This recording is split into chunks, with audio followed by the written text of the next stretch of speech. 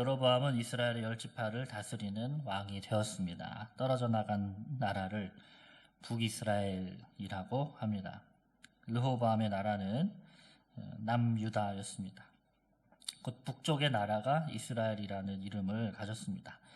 그만큼 그 나라가 큰 나라였기 때문에 그렇습니다.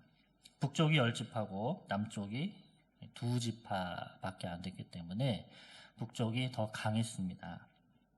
하나님은 나라가 이렇게 분열이 됐음에도 여로보암에게 11장 38절에 보면 이렇게 약속을 하셨었습니다.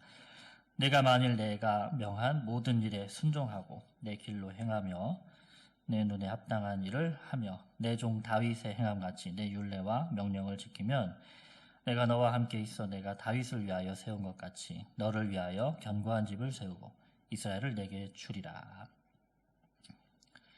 여로보암이 하나님의 말씀에 잘 순종하면 그의 앞길을 탄탄대로로 인도해 주시겠다고 축복해 주신 것이었죠. 그러나 여로보암은 이 약속을 생각하지 않았습니다. 하나님의 약속의 말씀을 신뢰하지 않았습니다. 그리고 어떻게 하면 자기의 왕위를 오래 지속시킬 것인지를 생각했는데 그래서 아주 중대한 범죄를 저지르게 됩니다.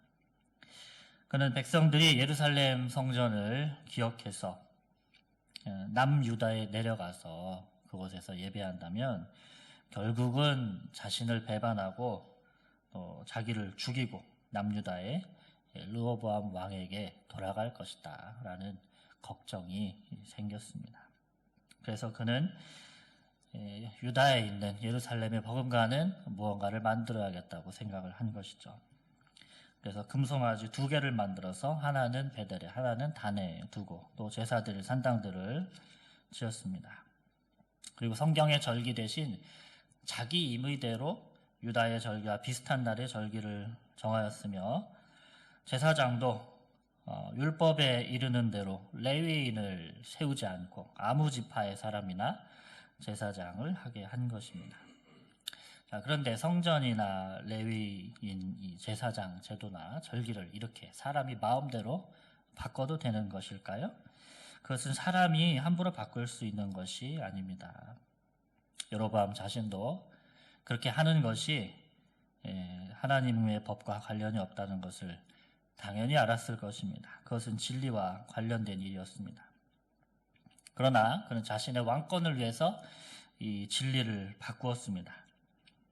이스라엘의 타락은 이런 식으로 시작이 됩니다. 솔로몬과 르호보암도 진리를 저버림으로써 망조의 길을 걸었습니다. 그런데 여로보암이 다시 그 길을 걷고 있는 것입니다. 하지만 진리를 버리면 자신이 오히려 버려진다는 사실을 알아야 됩니다. 여러분, 진리를 따라가는 길은 복된 길입니다. 하나님의 뜻을 그래서 따라가야 됩니다.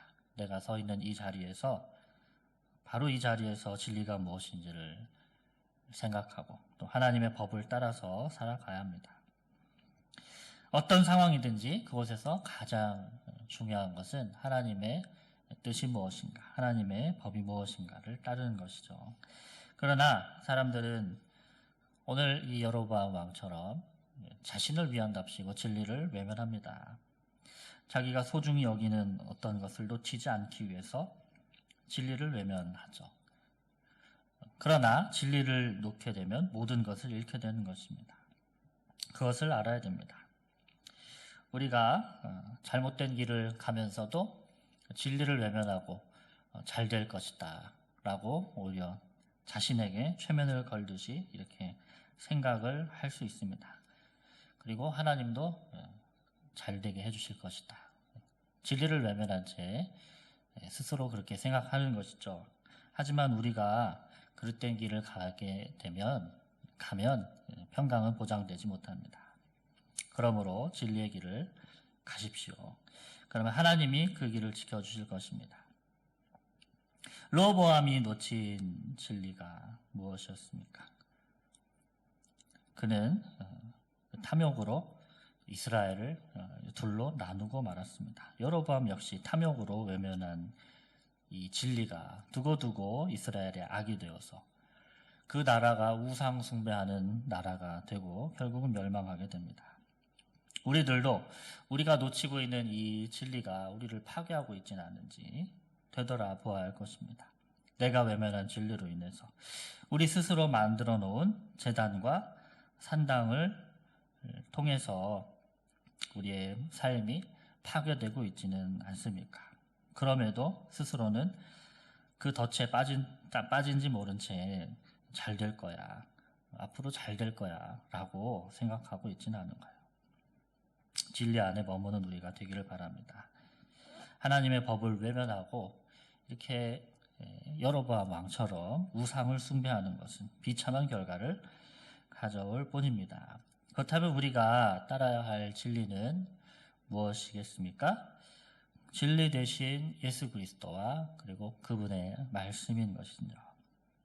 그분의 말씀 안에 거해야 합니다. 그리고 성령님이 깨닫게 하시는 오늘 우리 자신의 진실을 바라봅시다. 우리 안에 우상 숭배가 있지는 않은지, 욕심과 탐욕과 남용이 있지는 않은지.